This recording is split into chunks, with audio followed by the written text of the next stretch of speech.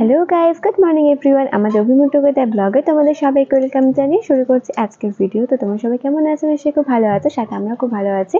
তো আজকের ব্লগটা এখান থেকে স্টার্ট করছি। আর এখন প্রায় বাজে 10টা সাড়ে 10টা। তো আমাদের সকালে চা অনেকক্ষণ আগেই কমপ্লিট হয়ে গেছে। তো আমি এখন একটুখানি বাইরে এসেছি। আজকে না প্রচণ্ড রোদ্দুর উঠেছে। আর তোমাদের দাদা যাচ্ছে এখন জল আনতে, ওরও চা খাওয়া হয়ে গেছে। তো তোমাদের দাদাকে এখন অনেকটা দূর থেকে জল আনতে হয়, কারণ যেহেতু আমাদের পাশে এক জায়গায় মিনারেল ওয়াটার দিত, তো সেখানে একটুখানি প্রবলেম চলছে, মেশিনটা খারাপ হয়ে গেছে, সেই জন্য এখন অনেকটা দূরে গিয়ে জলটা নিয়ে আসে। তো আমি যাচ্ছি এখন ঘরে। আমার সকালে না এখনো কোনো কাজই কমপ্লিট হয়নি, শুধুখানি চা খেয়েছি আর সব কাজ পড়ে রয়েছে। তো আমি যাবো সেই কাজগুলো ঝটাফট করে কমপ্লিট করে নেবো। আর বুঝে তো শীতকাল, সেহেতু উঠতে একটু বেলা হয়ে যায়। তো আমি যাচ্ছি এখন সেই কাজগুলো কমপ্লিট করতে। আর তোমাদের দাদা তো যাচ্ছে এখন জল আনতে। তো চলো, তোমার সঙ্গে আবার পরে দেখা হচ্ছে। তো আমার সব কাজ কমপ্লিট হয়ে গেছে, ওইদিকে তোমাদের দাদাও চলে এসেছে জল নিয়ে। আর আজকে মামুনি ব্রেকফাস্টে বানাচ্ছে চাউমিন। তাই তো চাউমিন হ্যাঁ করছি? হ্যাঁ, বাহ, তো ভালো তো, মামুনি জানি এখন না তো।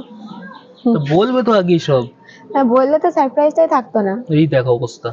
তা বলেও দিলাম, কি করবো, তো আমার তো পেটে সেই ভালো তো থাকে না। বললে, তাহলে আমাকে বলতে কি অসুবিধা ছিল? বলি ইচ্ছা করে বলি।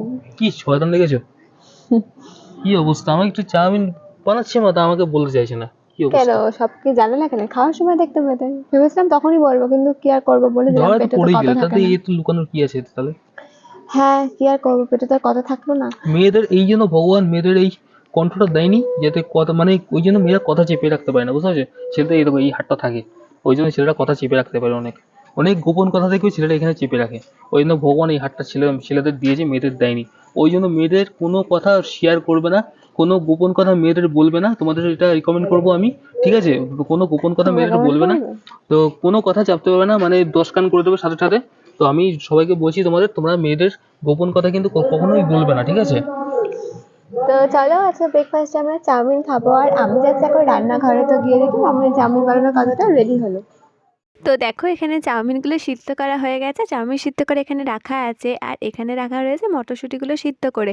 তো তারপর এখন মামুনি কড়াইতে সবজিগুলো ভালো করে ফ্রাই করে নিচ্ছে। তো সবজিগুলো ফ্রাই হয়ে যাওয়ার পরে মামুনি এখানে চাউমিনগুলো দিয়ে নিয়েছে।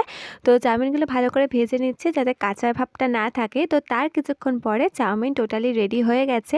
আর উপরে দেখো ভালো করে সস ছড়িয়ে দেওয়া হয়েছে, যাতে ভালো লাগে খেতে। তো চাউমিনটা দেখে কিন্তু মনে হচ্ছে সত্যি খুব সুন্দর হবে খেতে। তো এই জাস্ট আমাদের ব্রেকফাস্ট করা কমপ্লিট হলো। তো এখন আমরা এসেছি একটু বাইরে, মানে বাইরে একটু রোদ্দুর উঠেছে, তো ঠান্ডা লাগছে আজকে একটুখানি। তো ভাবলাম একটু বাইরে আসি, একটু রোদ্দুর আছে যেহেতু। তো এখন এসেছি বাইরে এখন। তো একটু পরে স্নান করতে যাবো এখন।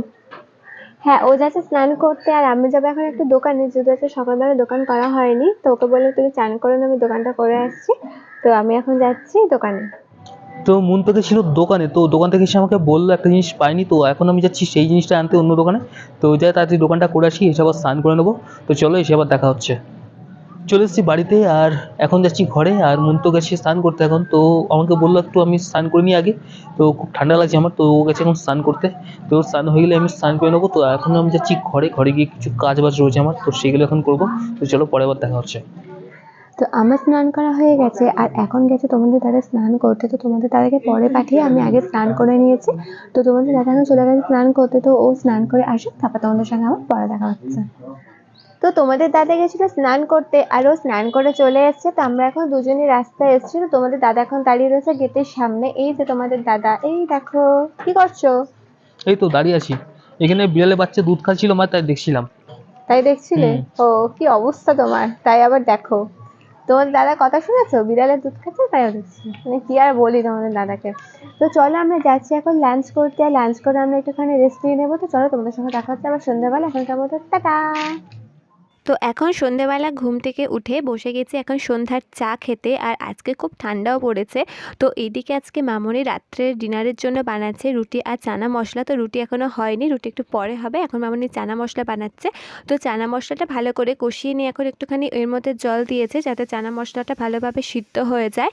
তো তার কিছুক্ষণ পরে আমাদের রাতের ডিনার রেডি হয়ে গেছে। তো রাতের ডিনারে রয়েছে রুটি, পাটালি গুড়, আর সাথে রয়েছে চানা মশলা। তো আমি এখন খেতে স্টার্ট করে দিয়েছি। আর তোমাদের চানা মশলা খেতে কার কার ভালো লাগে আমাকে কিন্তু অবশ্যই কমেন্টে জানিও। আর চানা মশলাটা খেতে না দারুণ টেস্টি হয়েছিল। তো সেটা আমার মুখ থেকে বুঝতে পারছো। তো আমি তোমার দাদাকে বলছিলাম হেপ্পি খেতে হয়েছে, তাড়াতাড়ি খেয়ে নাও। তো আজকের ব্লগটা যদি ভালো লাগে থাকে তাহলে অবশ্যই like, comment, share and subscribe করে দিও। টাটা।